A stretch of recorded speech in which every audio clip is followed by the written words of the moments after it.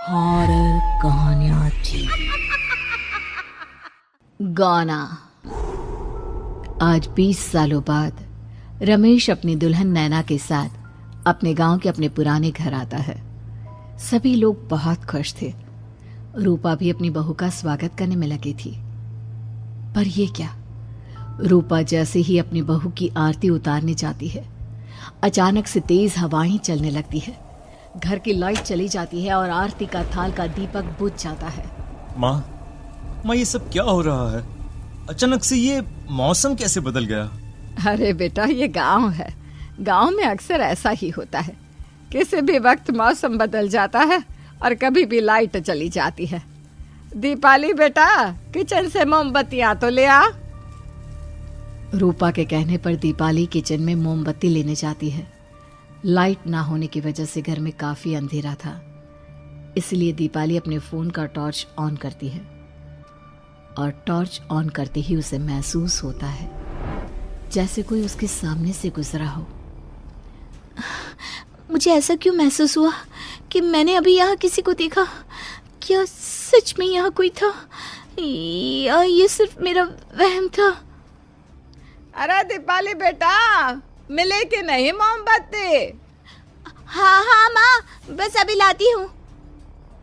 दीपाली सारी बातों को भूलकर मोमबत्ती जलाती है और जैसे ही मोमबत्ती लेकर वापस बाहर जाने के लिए पीछे मुड़ती है तो उसके सामने एक 10 साल की छोटी बच्ची खड़ी होती है। उस बच्ची की एक झलक देखते ही दीपाली डर जाती है और जोर जोर से चिल्लाने लगती है। तभी अचानक से लाइट आ जाती है। दीपाली की आवाज सुनकर शंकर और छोटा भाई पवन उसके पास पहुंचते हैं। क्या हुआ दीपावली बेटा? पापा, मैंने किसी को देखा। दीदी यहाँ पर कोई नहीं है। अंधेरे में वहम हुआ होगा आपको। अब चलो, दरवाजे पर भैया भाभी कब से खड़े हैं।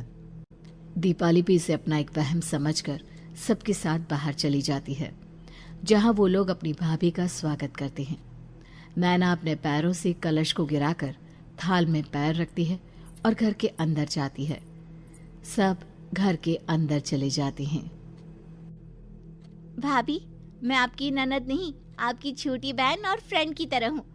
इसलिए कभी भी आपको ये लगे कि भैया आपको सता रहे हैं तो आप उनकी शिकायत मुझसे कर देना। भाभी भैया की शिकायत करे या ना करे, पर मुझसे और माँ से तेरी शिकायत जरूर करेगी। सभी आपस में बैठकर हंसी मजाक कर रहे थे। नैना भी घूंघट किए अपने बिस्तर पर बैठी थी। वो सब आपस में बात कर ही रहे होते हैं कि तभी उन्हें एक अजीब डरावनी आवाज सुनाई देती है और कमरे की खिड़की अपने आप ही खुल जाती है। मुझे इसीलिए गांव पसंद नहीं। गांव में ऐसी ही डरावनी आवाजें आती हैं। मैंने तो सुना है गांव में बहुत सारे भूत भी होते हैं और इस मौसम को पता नहीं क्या हो रहा है। मुझे तो बहुत डर लग रहा है। मैं तो अपने कमरे में जा रही हूँ सोने। बाय भाभी, हम कल बात करेंगे। अब सब अपने कमरे में सोने चले जाते हैं। नैना अपने कमरे में बिल्कुल अकेली थी। कुछ देर बाद रमेश अपने कमरे में आता है और देखता है कि नैना खिड़की के पास खड़ी होकर बाहर की ओर एक टक नजरें लगाकर देख रही थी। क्या हुआ नैना? बाहर क्या देख रही हो? मैं बाहर का मौसम देख रही हूँ रमेश जी। इस मौसम को देखकर ऐसा लग रहा है जैसे आज कोई अपना बदला लेने के लिए आया है। तुम क्या बोल रही हो? मेरी कुछ समझ में नहीं आ रहा। और वैसे भी रात काफी हो चुकी है, अब हमें भी सो जाना चाहिए। चलो। इतना बोलकर रमेश सोने के लिए बिस्तर पर लेट जाता है, पर नैना अब भी खिड़की के पास ही खड़ी होती है। रमेश के सो जाने के बाद नैना अपनी सास के कमरे में जाती है और अपनी सास के पास बैठकर रोने लगती है, जिसे सुन सास की नींद खुल जाती है। बहू, अरे क्या हुआ बहू? तू इतनी रात को यहाँ मेरे कमरे में बैठकर रो क्यों रही है? मम्मी जी, आपने मुझे क्यों नहीं अपनाया? आपको पता है, आपकी वजह से मुझे और मेरे परिवार वालों को गांव वालों के कितने ताने सुनने पड़े। तू मेरी बहू नहीं है? कौन है तू? मम्मी जी, मैं आप ही की बहू हूँ। आपने मुझे अब भी नहीं पहचाना? इतना बोलते ही नैना की आंखें लाल हो जाती हैं। वो जोर जोर से हंसने लगती है। मौसम का रुख बदल जाता है। कमरे की खिड़कियां और दरवाजे अपने आप ही खुलने और बंद होने लगते हैं। देखते ही देखते नैना हवा में उड़ने लगती है और वो अपनी आंखों के इशारे से अपनी सास को भी हवा में लटका देती है। तेरी वजह से मुझे और मेरे घर वालों को ताने सुनने पड़े। तूने जो पाप किया है, तुझे उस पाप की सजा मिलेगी और अब तेरी इस गलती की सजा तेरा पूरा परिवार भुगतेगा। इस तरह से नैना बड़ी ही बेरहमी से अपनी सास को मार डालती है और आराम से अपने कमरे में जाकर सो जाती है। अगली सुबह जब घर वालों को कमरे में रूपा की लाश मिलती है तो उन लोगों के पैरों तले जमीन खिसक जाती है। कल तक माँ बिल्कुल ठीक थी, फिर अचानक ऐसा क्या हुआ रात को कि माँ हम सबको छोड़कर चली गई। सारी गलती मेरी है। बेटे की शादी की खुशी में मैं ही रात को घर वापस नहीं आया और चला गया अपने गांव के दोस्तों से मिलने। अगर रात को मैं अपनी रूपा के साथ होता तो शायद आज वो हमें छोड़कर न जाती। घर में शोक का माहौल पसर गया था, पर नैना को इस बात से कोई फर्क नहीं पड़ रहा था और ये बात कहीं ना कहीं पवन को भी समझ में आ रही थी। अब ऐसे ही कुछ दिन बीतते हैं और 1 महीने के अंदर ही अंदर शंकर की भी मौत हो जाती है। पहले माँ छोड़कर चली गई और अब पिताजी। क्या हो गया है हमारे घर को? पता नहीं किसकी नजर लग गई है। भैया ये घर सही नहीं है। हम जब से इस घर में आए हैं कुछ न कुछ बुरा ही हो रहा है। हमें यहाँ से वापस शहर चले जाना चाहिए। जहाँ रमेश, दीपाली और पवन का रो रो कर बुरा हाल था, वहीं नैना अपने कमरे में बैठी आराम से मेकअप कर रही थी। दीदी मुझे तुमसे कुछ बात करनी है। मुझे लगता है कि इन सब के पीछे भाभी का हाथ है। पवन तू ये सब क्या कह रहा है? तू होश में तो है ना? अगर भैया भाभी ने तेरी ये बकवास बात सुन ली तो उनके दिल पर क्या गुजरेगी? तू भाभी पर इतना बड़ा इल्जाम कैसे लगा सकता है? दीदी आप खुद ही देख लो ना, हम जब से इस घर में आए हैं सब कुछ बदल गया है।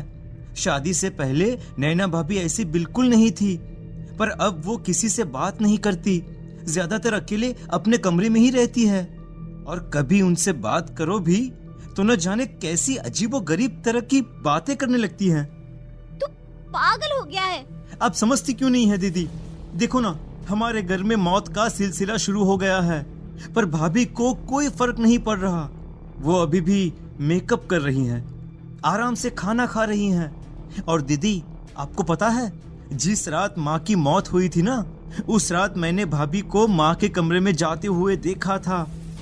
पवन की बातें सुन अब दीपाली के मन में भी शक पैदा होने लगता है और वो इस बारे में रमेश से बात करती है। रात को सब साथ में बैठकर खाना खा रहे थे, तभी कौन हो तुम और तुम ये सब क्यों कर रही हो? क्यों सबकी जान ले रही हो? रमेश जी, ये आप क्या कह रहे हैं? मैं भला मम्मी जी पापा जी की जान क्यों लूंगी? मैंने कब कहा कि तुमने माँ पापा की जान ली? नैना, तुम तो मेरी पत्नी हो, तुम थोड़ी किसी को मारोगी। नैना, तुम नैना ही हो ना? रमेश की ये बात सुनते ही नैना खाना छोड़कर गुस्से में सबको देखने लगती है। नैना की गुस्से भरी आंख को देखकर तीनों भाई बहन डर जाते हैं। तभी नैना जोर जोर से हंसने लगती है। मैं ही तो हूँ, आपकी पत्नी गौरी। गौरी का नाम सुनते ही रमेश के होश उड़ जाते हैं। आखिर कौन है ये गौरी? क्या है इस घर और घर वालों का राज?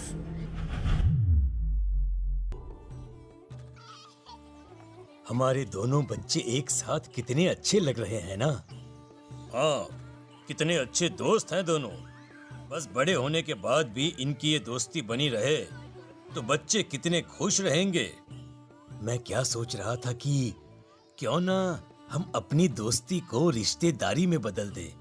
मैं अपने बेटे रमेश की शादी तेरी बेटी गौरी से करना चाहता हूँ। इस तरह हमारे बच्चे भी हमेशा साथ रहेंगे और हमारी दोस्ती भी रिश्तेदारी में बदल जाएगी।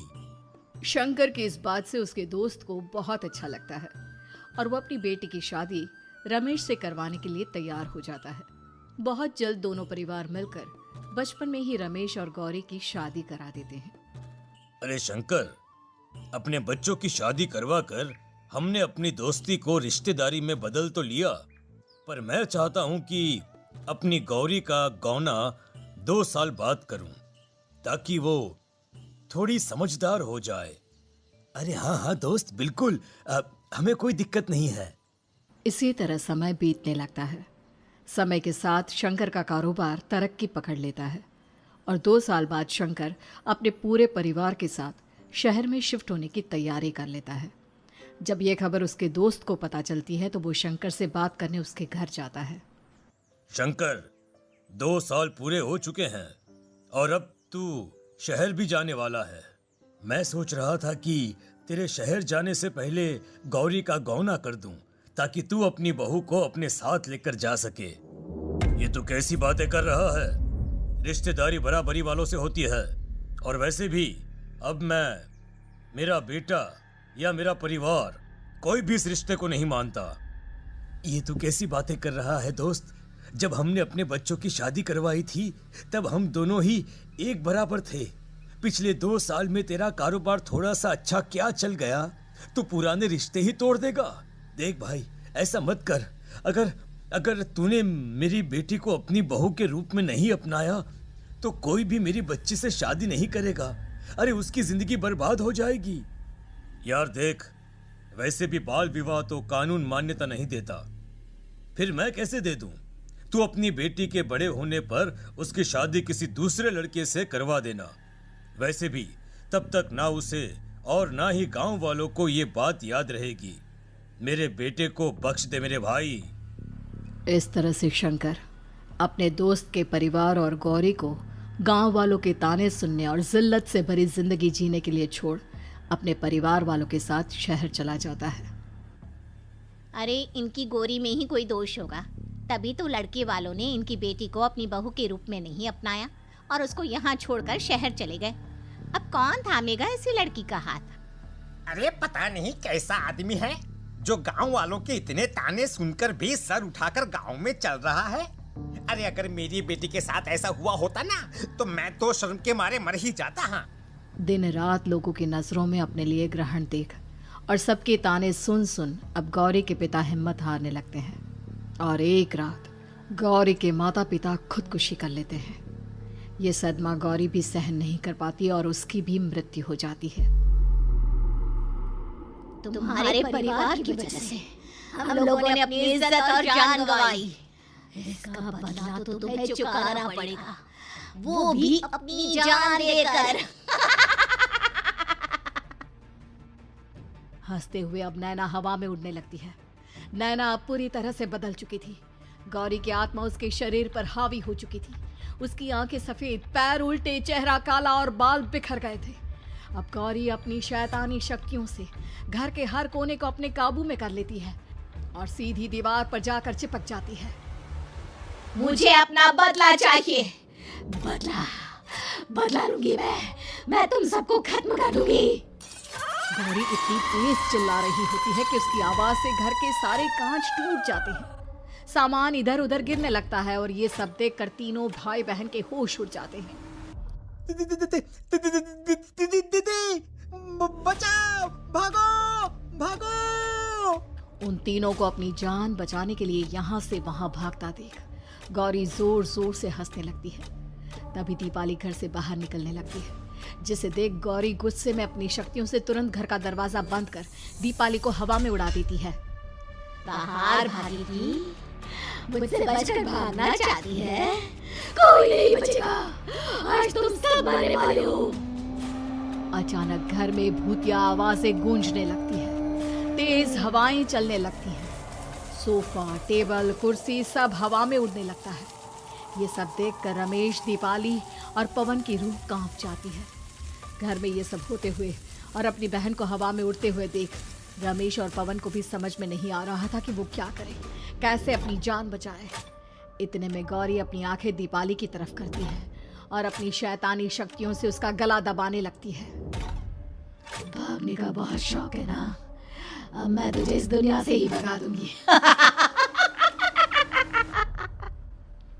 इतना बोलकर गौरी दीपाली को उठाकर फेंक देती है और दीपाली दीवार से टकराकर नीचे गिर जाती है। दीपाली के पूरे शरीर में चोट के निशान होते हैं और वो उठ भी नहीं पाती। दोनों भाई भागते हुए अपनी बहन के पास जाते हैं। ये तो बस शुरुआत है, मैं तुम तीनों को तड़पा कर मारूंगी। अरे अरे, पर हमने क्या किया है? हम तीनों भाई बहन तो निर्दोष हैं। गलती तो हमारे माता पिता ने की थी और उन्हें तुम पहले ही मार चुकी हो, फिर हमारे पीछे क्यों पड़ी हो?